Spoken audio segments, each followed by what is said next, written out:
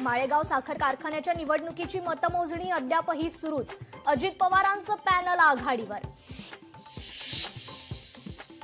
ठाकरेंच्या शिवसेनेची आणि मनसेची आज संयुक्त पत्रकार परिषद। इंडिगो एअरलाइन्स कर्मचाऱ्यांसंदर्भात एकत्र पत्रकार परिषद। देशातील आणीबाणीला आज 50 वर्षे पूर्ण। आणीबाणीमधील बंदिवानांचा भाजप करणार सन्मान। अजित पवारांनी बोलावली महत्त्वाची बैठक। सकाळी 8:30 वाजता बैठकीचं आयोजन। बैठकीत मशिदीवरील भोंग्यांच्या मुद्द्यावर होणार चर्चा। सोलापुरातील डॉक्टर शिरीष वळसंगर आत्महत्या प्रकरण। मनीषा मुसेंच्या जामिनावर आज दुपारी 12 नंतर निर्णय येण्याची शक्यता।